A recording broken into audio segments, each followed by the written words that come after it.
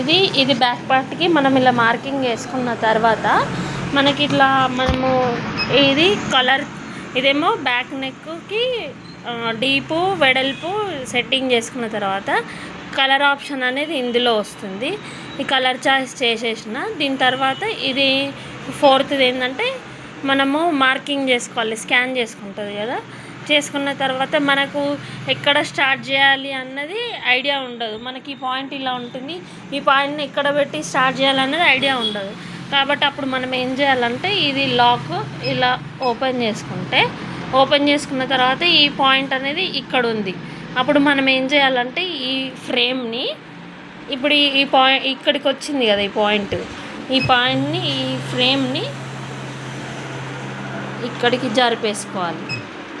మనకి ఇక్కడే ఉంది కదా పాయింట్, అక్కడ జరుపుకొని మళ్ళీ దీన్ని ఏం చేయాలి, మళ్ళీ లాక్ చేయాలి. లాక్ చేసిన తర్వాత ఇప్పుడు ఫ్రేమ్ని స్కాన్ చేయాలి. ఇది నొక్కితే స్కాన్ అవుతుంది. ఇప్పుడు ఇది నొక్కితే స్కాన్ అవుతుంది బ్యాక్ నెక్.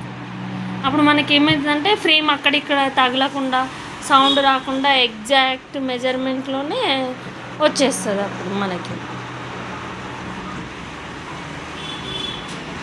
ఇలా స్కాన్ అయిన తర్వాత మనకి ఇలా స్కాన్ అవుతుంది. అయిపోయిన తర్వాత మనకు మార్కింగ్ అవుతుంది. ఎందుకంటే అప్పుడు మనం ఈ పాయింట్ ఎక్కడ ఉంది అనేది ఐడియా లేకుండా మనం డైరెక్ట్ ఫ్రేమ్ని స్కాన్ చేసినాం అనుకోండి, అటు తగులుతుందో ఇటు తగులుతుందో మనకు ఆ పాయింట్ ఎక్కడ పెట్టాలో అర్థం ఉండదు.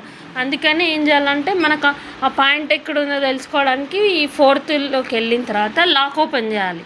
ఈ లాక్ ఓపెన్ చేస్తే అప్పుడు మనకి ఫ్రేమ్ పాయింట్ ఎక్కడ ఉంది అన్నది తెలుస్తుంది.